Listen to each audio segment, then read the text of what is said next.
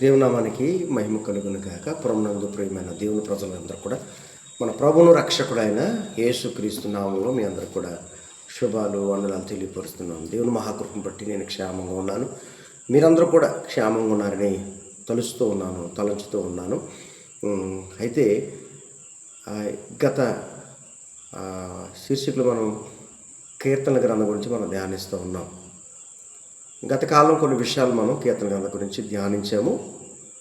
ఈరోజు కూడా కొన్ని అంశాల గురించి కీర్తన గ్రంథం గురించి మనం ధ్యానిద్దాం. కీర్తన గ్రంథ వివరిస్తూ ఉన్నాం కనుక దీని పరిశుద్ధాత్మ సహాయం కొరకు ప్రార్థన చేసుకుందాం. మమ్మల్ని మిక్కిలిగా ప్రేమించిన మా పరలోకపు తండ్రి, ప్రభా, వాక్యం వెల్లడదొకటి వెలుగు కలుగుతుంది, చీకటి పోతుంది, అజ్ఞానం తొలగిపోతుంది, జ్ఞానంతో నింపబడతాము. ప్రభా, అట్టి కృప మాకు ఇవ్వండి. ఈ సమయంలో ఈ యొక్క వాక్యాన్ని ధ్యానిస్తుండగా పరమ తండ్రివి, పరమ జ్ఞానివి మీరే. ఈ యొక్క జ్ఞానాన్ని మాకు అనుగ్రహించి వాటిని లోతుగా మేము పరిశీలన చేయడానికి, వాటి అర్థమైనట్లుగా అర్థమయ్యే మనసును నాకును వినుచున్న చూస్తున్న ప్రతి ఒక్కరు కూడా దయచేసి ఈ పరిశుద్ధాత్మతో నింపి అవి మాకు ఆధ్యాత్మికమైన ఆత్మీయ జీవితంలో బహు ప్రయోజనకరంగా ఉన్నట్లుగాను, మేలుకరంగా ఉన్నట్లుగాను, ఆత్మీయంగా మెదుగుదలకు సహాయం చేసినట్లుగా ఉన్నట్లుగాను సహాయం చేయమని క్రీస్తు యేసు నామములో ప్రార్థన చేసి వేడుకుంటున్నాం తండ్రి, ఆమేన్. అందరికీ వందనాలండి. గతకాలం మనం కొన్ని విషయాలు మనం నేర్చుకున్నాం. కీర్తన గ్రంథం నుంచి నేర్చుకున్నాం. తర్వాత రచయిత గురించి నేర్చుకున్నాం. తర్వాత రచనాకాలం గురించి కూడా మనం నేర్చుకున్నాం కొన్ని విషయాలు. అయితే ఈరోజు మన ప్రాముఖ్యంగా చూడండి, పాత నిబంధన పుస్తకాలు 39 పుస్తకాలు. ఆ 39 పుస్తకాల్లో కూడా క్రీస్తుని గురించి వ్రాయబడి ఉన్నాయి. అవన్నీ కూడా క్రీస్తు యొక్క ఛాయగా ఉంటూ ఉన్నాయి. కాబట్టి ప్రతి గ్రంథంలో కూడా క్రీస్తు ప్రస్తావన ఉంటుంది.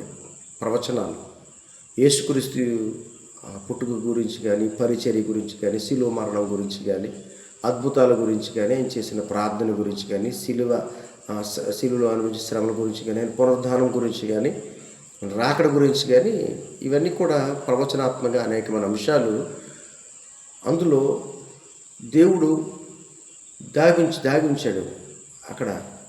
అవి ప్రతి గ్రంథాన్ని కూడా క్రీస్తు పోలికలో మనకి తెలియపరుస్తున్నాయి. అయితే ఈ కీర్తన గ్రంథంలో కూడా ఇక్కడ ఐదు పుస్తకాలు మెస్సియా గురించి తెలియపరుస్తూ ఉన్నాయి. మెస్సియా గురించి అంటే యేసుక్రీస్తు యొక్క జీవితం గురించి, అలాగే ఆయన పరిచర్య గురించి, యేసుక్రీస్తు యొక్క మరణం గురించి, మెస్సియా గురించి తెలియపరుస్తూ ఉన్నాయి.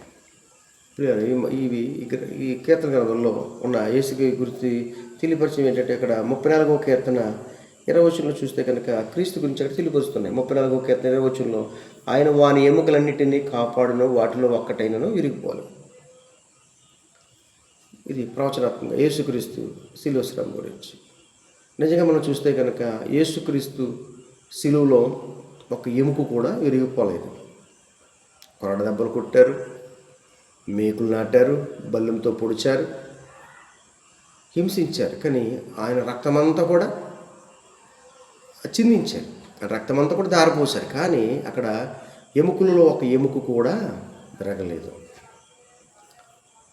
యేసుక్రీస్తు ఎముకల్లో ఒక ఎముక కూడా విరగలేదు. ఇది క్రీస్తు గురించిన ప్రవచనం. తదుపరి మనం చూస్తే 69వ కీర్తనలో మనం చూస్తాం. 69వ కీర్తనలో 4వ వచనంలో ఏముందంటే, రాయబడి ఏముందంటే అక్కడ, నిర్నిమిత్తముగా నా మీద పగబట్టువారు నా తల వెంట్రుల కంటే విస్తారముగా ఉన్నారు, అబద్ధమును బట్టి నాకు శత్రువులై నన్ను సంహరింపగోరువారు అనేకులు అనండి. అవును, ఆయన గెత్సేమనే తోటలో వేదన, ఆయన చేసిన ప్రార్థన, వీటిని మనకి సూచిస్తూ ఉన్నాయి. చూడండి, ఆయన మీద పగబట్టిన నా తల వెంట్రుల కంటే విస్తారముగా ఉన్నారు.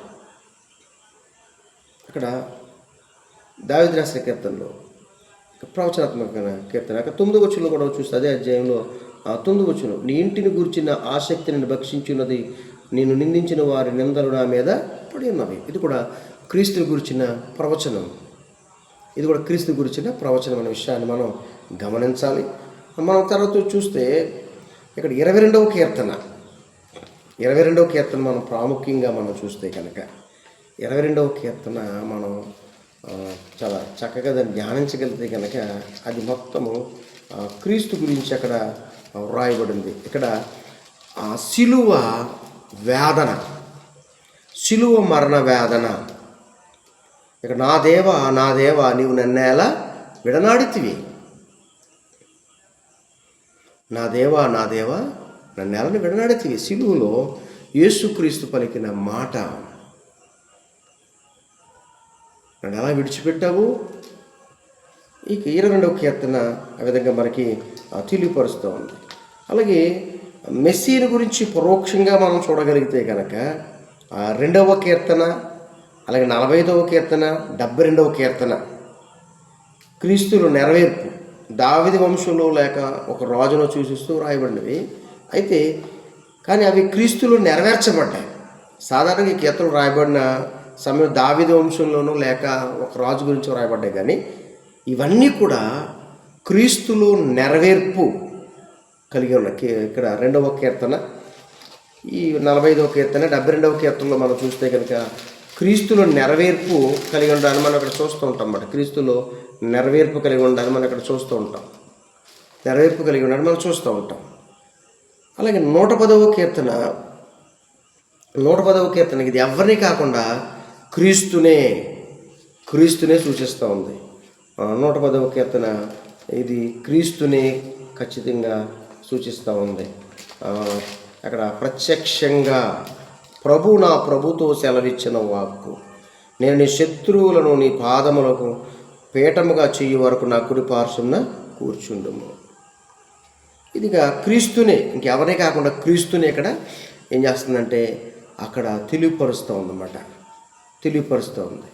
కాబట్టి ఇక్కడ ఈ కీర్తన గ్రంథంలో యేసు గురించిన ఇక్కడ ప్రవచనాలు ఇక్కడ నెరవేర్చ చూస్తాం. అలాగే అనేకమైన విషయాలు కీర్తనలో అనేకమైన ప్రవచనం ఉంది. అది క్రొత్త నిబంధనలో నెరవేర్పు మనం చూస్తూ ఉంటాం. అనేకమైన ప్రవచనాలు ఉన్నాయి, అవి క్రొత్త నిబంధనలో నెరవేర్పు అవడం మనం చూస్తూ ఉంటాం. అక్కడ 2వ కీర్తనలో అక్కడ వ్రాయబడిన మాట నీవు నా కుమారుడు అని ఉంటుంది. అక్కడ 2వ కీర్తనలో చాలా జాగ్రత్తగా ఒక పేపర్ తీసుకుని రాసుకోగలిగితే కనుక మనకు అన్నీ కూడా చాలా చక్కగా వివరిస్తూ ఉంటాయి అన్నమాట. ఇక్కడ చూస్తే 2వ కీర్తన 7వ వచనంలో చూస్తే అక్కడ వ్రాయబడిన మాట ఏంటంటే అక్కడ నీవు నా కుమారుడువు నేడు నేను కని ఉన్నానంట. ఇది నెరవేర్పు ఎక్కడ ఉందో తెలుసండి. మత్తయి సువార్త 3వ అధ్యాయం 17వ వచనం, నా కుమారుడు నేను ఆనందిస్తున్నానని మాట మనం చూస్తూ ఉంటాం. ఇక్కడ మత్తయి సువార్తలో మనం చూస్తూ ఉంటాం. మత్తయి సువార్త అక్కడ 3వ అధ్యాయము అక్కడ 17వ వచనంలో రాయబడింది మాట, రాయబడి ఉంది. మత్తయి సువార్త 3వ అధ్యాయం 17వ వచనంలో అక్కడ రాయబడి ఉంది. అక్కడ నీవు నా కుమారుడు అని కీర్తన గ్రంథము 2వ అధ్యాయం 7వ వచనంలో రాసిన ఆ ప్రవచనము మత్తయి సువార్త 3వ అధ్యాయం 17వ వచనంలో ఇదిగో ఈయనే నా ప్రియ కుమారుడు, ఈయన యందు నేను ఆనందించుచున్నాను ఒక శబ్దం ఆకాశం నుండి వచ్చింది. ప్రియులో చూసారా, అక్కడ కీర్తన గ్రంథం 2వ అధ్యాయం 7వ వచనంలో నువ్వు నా కుమారుడు నేను కని ఉన్నాననే మాట, ఆ వాక్కు మత్తయి సువార్త 3వ అధ్యాయం 17వ వచనంలో నెరవేర్చబడింది. ఎలా నెరవేర్చబడింది? ఈయనే నా ప్రియ కుమారుడు, ఆయన నేను ఆనందించుచున్నానని. అక్కడ బాప్తిస్మం తీసుకుని యోర్దాను నదిలో ఆయన నీళ్ళ నుంచి బయటకు వచ్చినప్పుడు ఆత్మ పావురువలే ఆయన దిగినప్పుడు ఆయన ఆకాశం నుండి ఒక స్వరము అక్కడ వినపడుతూ ఉంటుంది. ఆకాశం చూడండి, నేను ఆనందించునని ఒక శబ్దము ఆకాశం నుండి వచ్చాను. ఎక్కడి నుంచి వచ్చిందండి? ఆకాశం నుంచి వచ్చింది. అక్కడ చాలా విషయాలు సమయం అయిపోయింది. వచ్చే వారము ప్రవచనము, దాని నెరవేర్పు. కీర్తన గ్రంథంలో క్రీస్తు గురించిన ప్రవచనాలు అవి క్రొత్త నిబంధనలో ఏ విధంగా నెరవేర్చబడ్డాయి, యేసుక్రీస్తు జీవితంలో ఎలా నెరవేర్చబడ్డాయి అనే అంశాల గురించి మనం ధ్యానం చేద్దాం. అప్పుడు వచ్చే వారం కొరకు మీరు ప్రార్థన చేయండి. ప్రభు మిమ్మల్ని దీవించునుగాక. ఆమేన్. ప్రార్థన. మమ్మల్ని మిక్కిలిగా ప్రేమిస్తున్న మా పరలోకపు తండ్రి, మీకు వందనాలు.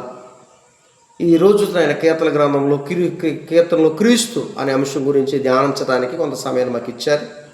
వచ్చే వారం ఆయన మరిన్ని విషయాలు మేము లోతుగా ధ్యానించడానికి పాత నిబంధనలో ఉన్న ప్రవచనాలు, కొత్త నిబంధనలో ఉన్న నెరవేర్పులు, అది క్రీస్తు జీవితంలో నెరవేర్చబడిన విషయాల గురించి ధ్యానిస్తుండగా నీ పరిశుద్ధాత్మ సహాయం మాకు దయచేసి నీ కృప చూపించమని ఈ కార్యక్రమాన్ని చూస్తున్న ప్రతి బిడ్డను కూడా మీరు దర్శించి దీవించి ఆశీర్వదించమని యేసు నామములో అడుగుచున్నాము తండ్రి, ఆమేన్.